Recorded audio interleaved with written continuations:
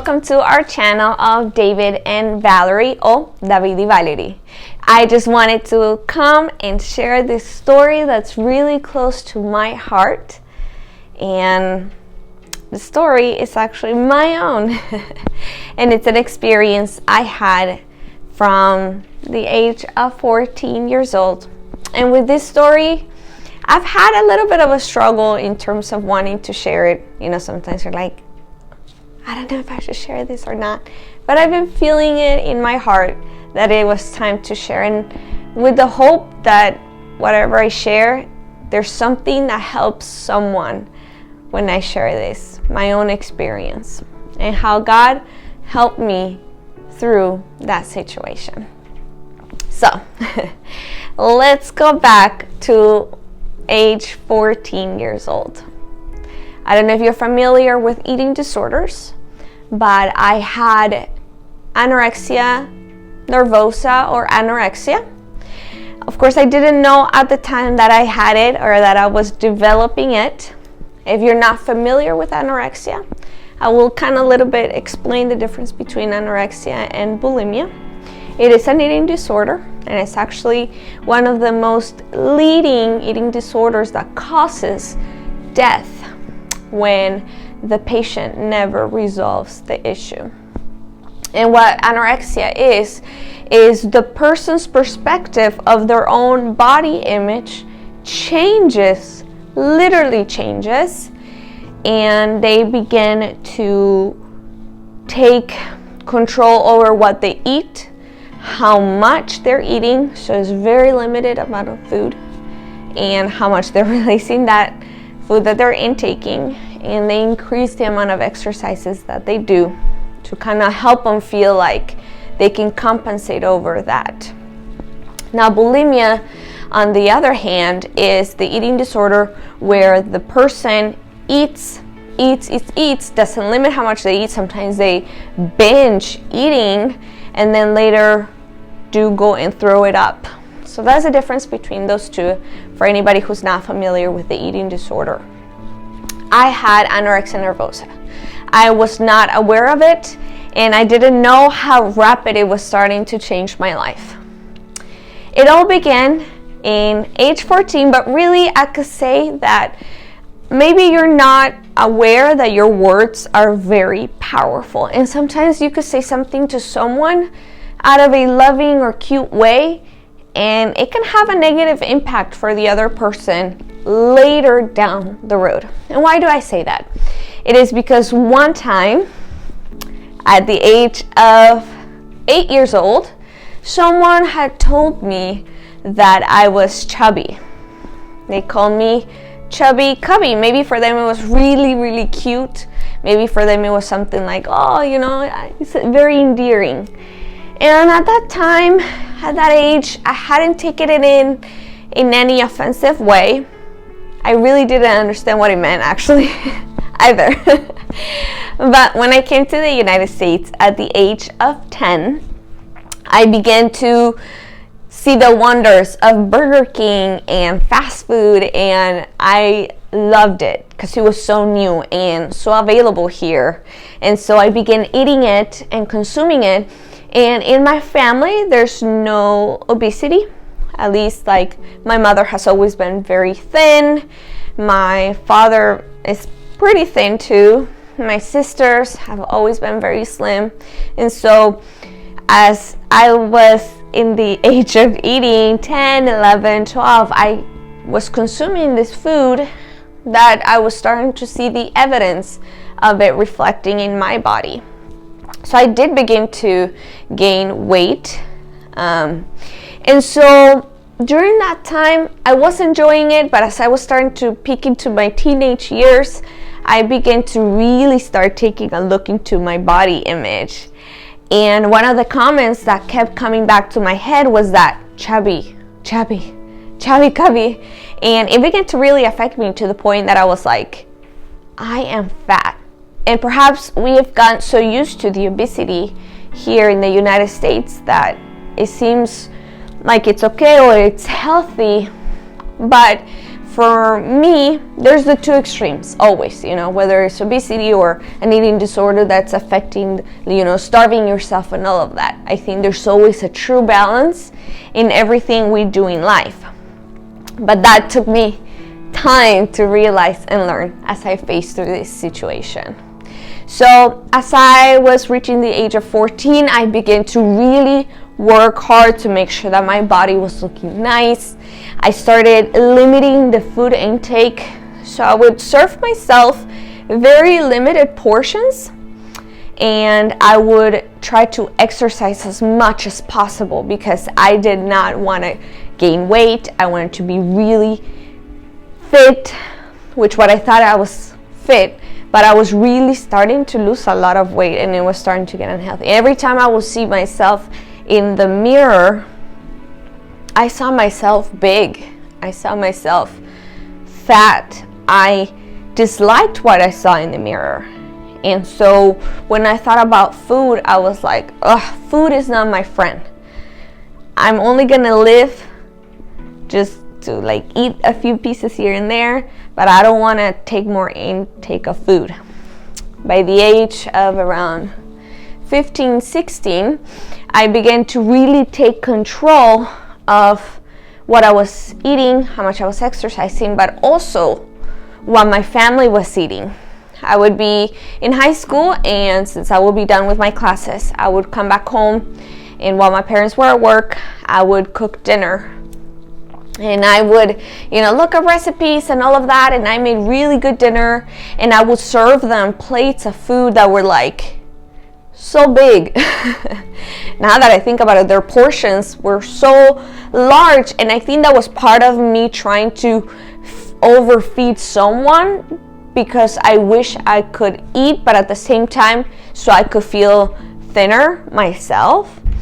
And so my mom, I remember, would be like, honey, why are you serving us so much? This is a really huge portion. And I would be like, no, it's a normal portion. But it was, that conflicting thing. And so I think my parents began to see and realize that my daughter has some issues happening. Something is going on, but we really can't pick and point to what the issue really is. Another thing about an eating disorder is sometimes it could and it can be triggered by feeling the need to have control over something because you feel like that's the only thing that you can control in your life. So sometimes it could be negative thoughts that you've kept in your heart. Sometimes it could be a combination of both of those things. So there begins to be a very distorted image of yourself. At this point, my head looked bigger than my body. Believe it or not, I would be very cold all the time.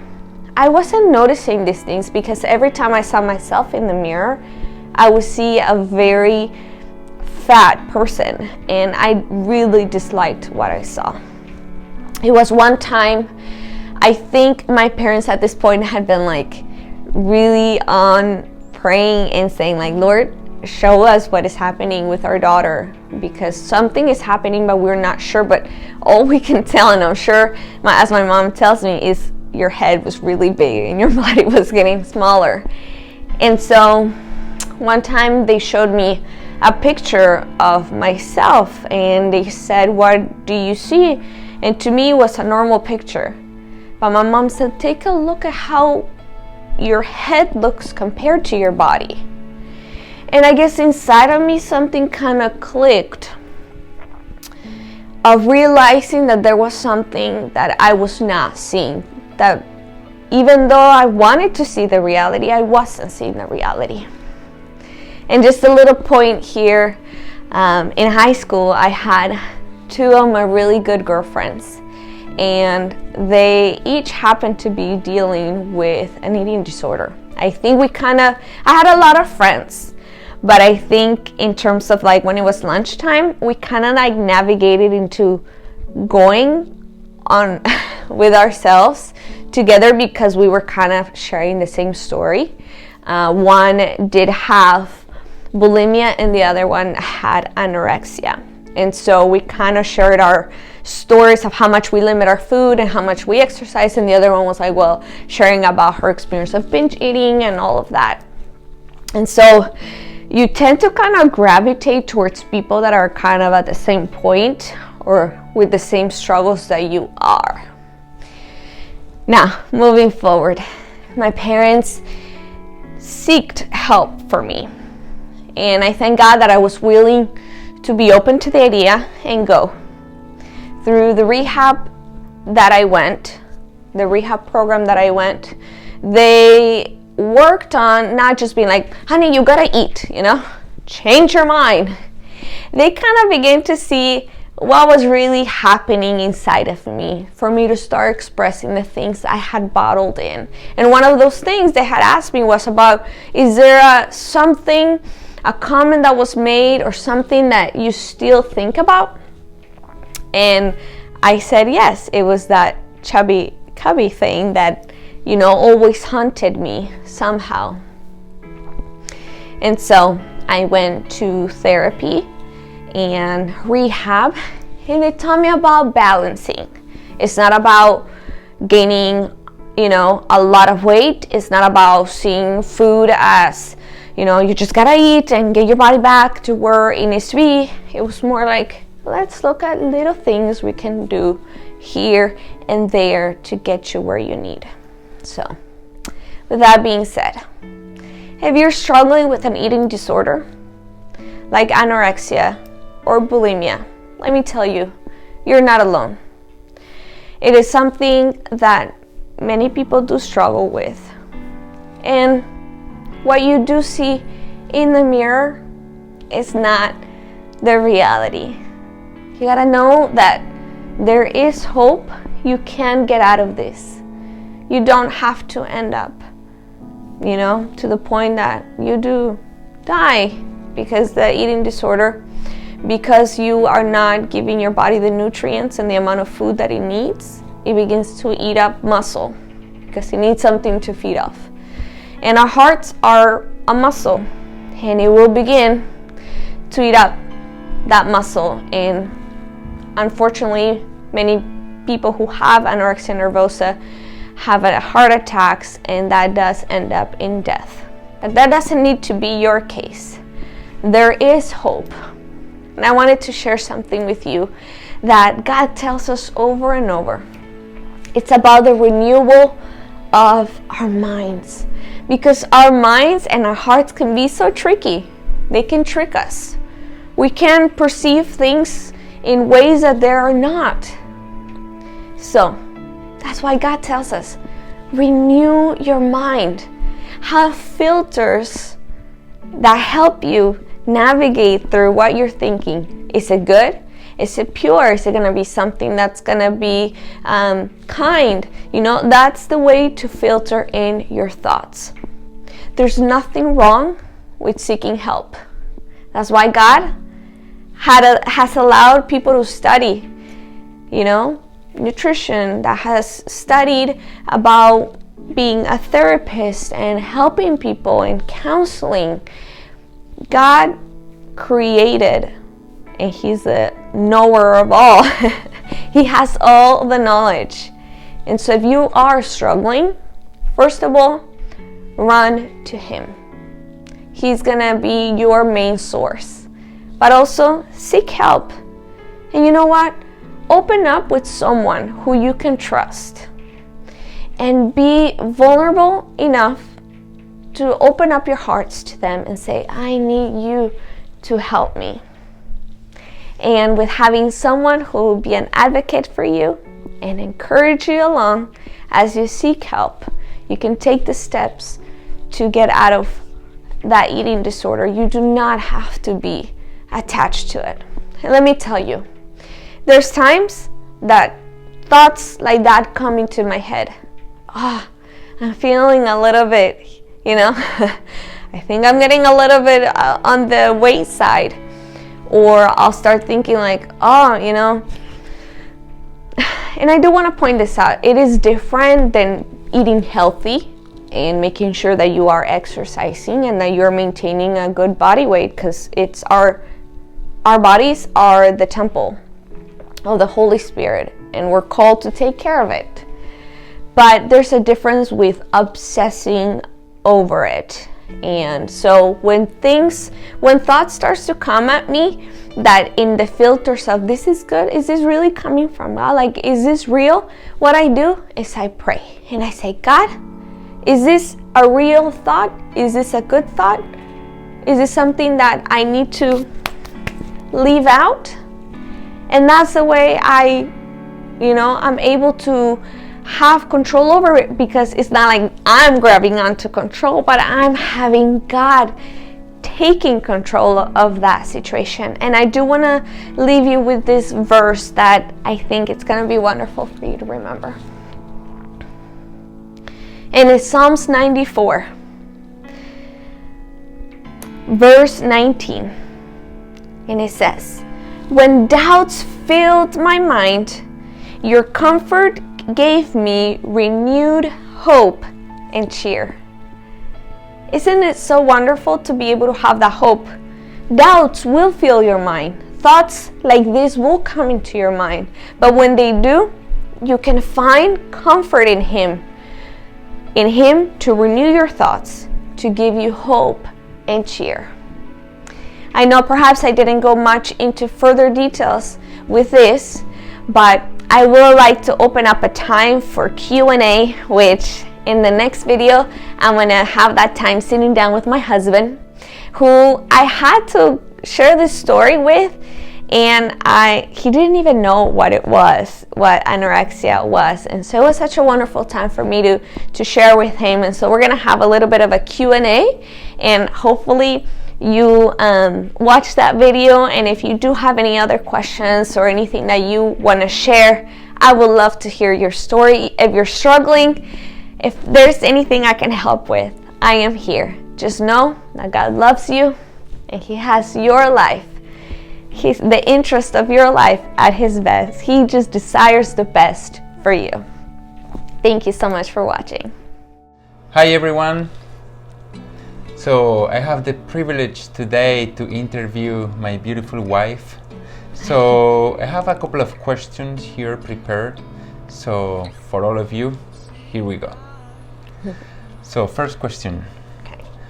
What are some early signs of having an eating disorder? Some of the early signs, and again, this is not like a cookie cutter thing, but some of the early signs I would say is a negative body image. So the person tends to look at themselves in the mirror a lot. If they can get their hands on a scale and weigh their body every day after eating, any moment they can get their body weight, they will. So if you start seeing kind of like, it's good to weigh your body and all that, but once you start seeing like very obsessive patterns, those are red flags. They speak negative about their body. They're constantly saying, oh, I'm really fat here, or look at my picture, it's so ugly, this area here and there. They limit the amount of food, because food is our enemy, or is the enemy. So they'll be limiting the amount of food that they have.